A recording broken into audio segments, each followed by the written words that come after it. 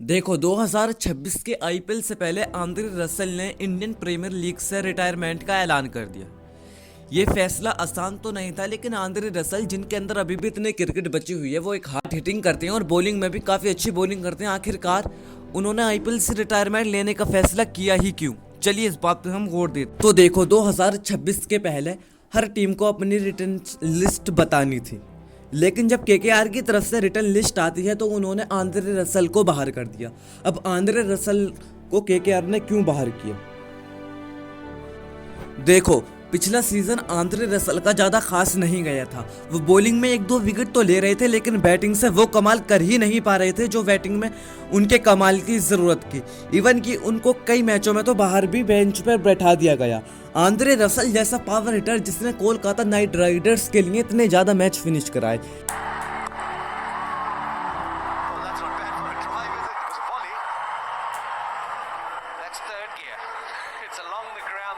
कि कुछ ज़्यादा मैच जिताए थे उन्होंने केकेआर को, लेकिन केकेआर ने फिर भी उनको बाहर निकाल दिया। देखो जब 2025 का आईपीएल खेलने के लिए केकेआर उतरी थी तो केकेआर की तरफ से ओपनिंग कर रहे थे क्विंटन डिकोका एंड सुनील नारायण।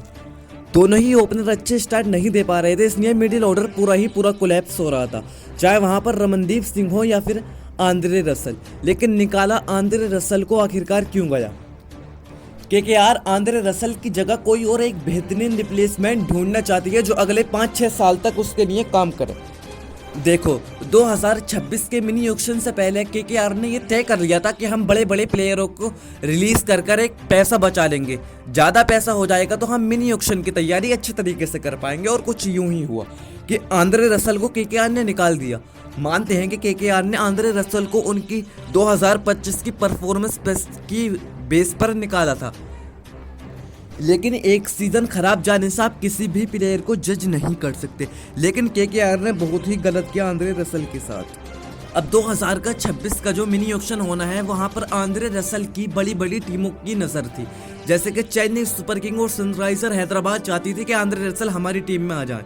लेकिन कुछ दिन ही पहले आंद्रे रसल ने एक शॉकिंग न्यूज दी और उन्होंने आईपीएल से रिटायरमेंट ले लिया। I don't see no other franchise that I would really love to be a part of in this IPL.